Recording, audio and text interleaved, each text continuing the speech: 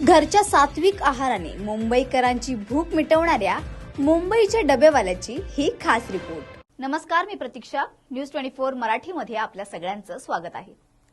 आर्थिक राजधानी मुंबई ही तिच्या वेगवान गतीमुळे जगभरात प्रसिद्ध आहे। मुंबईत कायमच काम जास्त आणि वेळ कमी अशी परिस्थिती असते। त्यामुळे कामाच्या व्यापात स्वयंपाक केव्हा करावा असा प्रश्न कायम उपस्थित असतो। मुख्यतः यात दमछाक होते ती कामासाठी मुंबई बाहेरून आलेल्या तरुणांची। अशा वेळी पोटासाठी काम करता करता बऱ्याचदा पोटाकडेच दुर्लक्ष होताना दिसतं। मात्र या सगळ्यांची काळजी घ्यायला कायम तत्पर असतो तो म्हणजे मुंबईचा डबेवाला।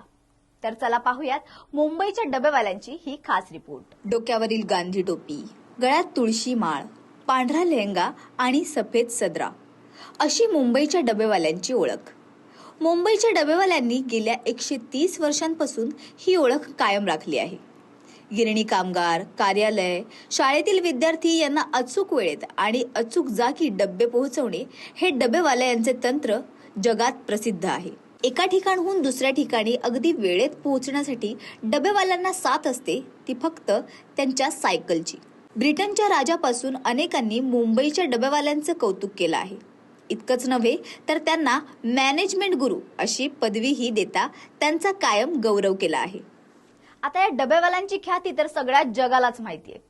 मात्र लोकांची भूक मिटवण्याची आणि त्यांना सात्विक जेवण देण्यासाठी डबेवाल्यांची ही युनिक कल्पना नेमकी आली तरी कुठून, चला पाहूयात। इंग्रजांची भारतावर पूर्णपणे सत्ता स्थापन झाल्यानंतर इंग्रजांना म्हणजे त्या काली त्यांच्या ईस्ट इंडिया कंपनी व राणी सरकारच्या कामकाजाकरिता कारकुनांची तसेच वेगवेगळ्या प्रकारच्या कार्यालयीन कामासाठी लोकांची गरज भासू लागली। साधारणतः 1780चा काळ। घरून लवकर कामावर निघालेल्या या सरकारी बाबूंना दुपारच्या जेवणाची मोठी अडचण भेडसावत असे। इंग्रज सरकारच्या विविध कार्यालयात दुपारची जेवणं ही मोठी समस्या निर्माण झाली। मुंबईच्या आसपासच्या गावातून जी लोक भल्या सकाळी कार्यालयात येत त्यांना सकाळी मुंबईत फक्त 2च हॉटेल होती। एक पारशी समाजाच्या व्यक्तीचं तर दुसरं सांताक्रूज येथे एका रिटायर्ड ब्रिटिश अधिकाऱ्याचं हॉटेल। या कर्मचाऱ्यांच्या दुपारच्या जेवणाची समस्या पाहून 1890 मध्ये महादेव हवाजी बच्चे या तरुणाला एक कल्पना सुचली। त्याची ही कल्पना 1930 सालापासूनची, परंतु महादेव हवाजी बच्चे यांनी आपल्या आसपासच्या 101 बेरोजगारांना एकत्र करून डबेवाला ही संकल्पना रुजवली। सुरुवातीच्या काळात बच्चे यांनी आपले नातेवाईक, मित्र यांना मुंबईच्या वेगवेगळ्या भागांतून एकत्र करून डब्यावर कलर आणि नंबर टाकून ते डबे या कर्मचाऱ्यांपर्यंत पोहोचवण्याची सुरुवात केली। आजही या युनिक पद्धतीला गिनीज बुक ऑफ वर्ल्ड रेकॉर्डमध्ये देखील मानाचे स्थान आहे।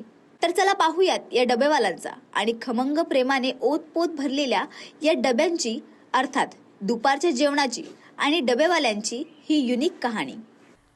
डब्यांचा ढिगारा असताना नेमका कोणता डबा कोणाचा याची चोख माहिती ठेवणाऱ्या डबेवाल्याची स्मरणशक्तीची कायमच दाद दिली जाते।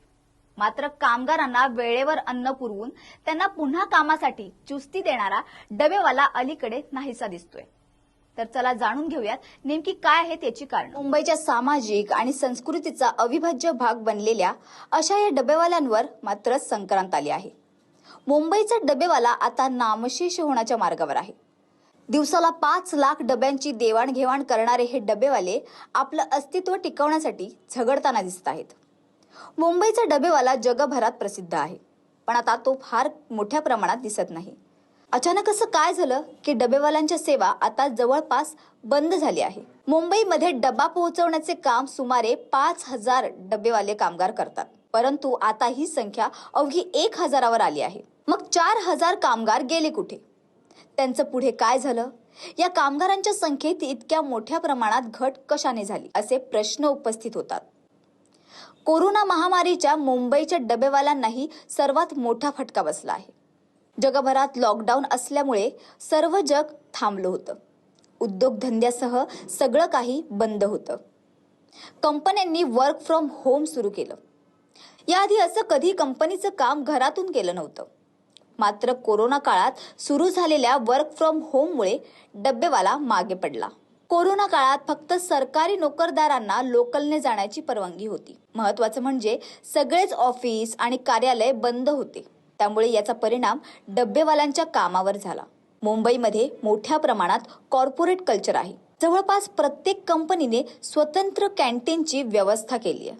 मुंबईमध्ये मोठ्या प्रमाणात बाहेरचे नोकरदार वर्ग आला आहे. पण घरातून डबा मिळवण्याची कोणतीही सोय त्यांच्याकडे नाही. मग हाच वर्ग आता कॅन्टीन आणि फूड डिलिव्हरी ॲपवरून जेवण मागवू लागलाय. फूड डिलिव्हरी करणाऱ्या ॲपच्या डब्बेवाल्यांच्या व्यवसायावर काही मोठा परिणाम झाला नाही.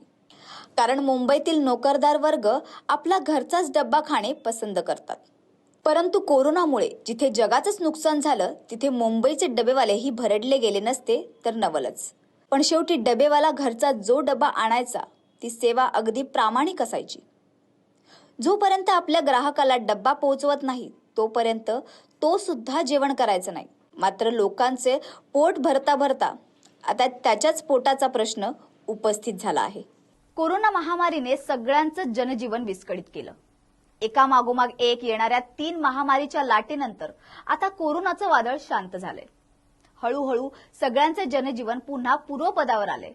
मात्र या सगळ्यात पुन्हा उभा नाही राहू शकला तो म्हणजे मुंबईचा डबेवाला. तर ही होती आजची खास रिपोर्ट. अशाच विशेष आणि महत्त्वाच्या मुद्द्यांवर चे खास रिपोर्ट पाहण्यासाठी पाहत रहा न्यूज 24 मराठी.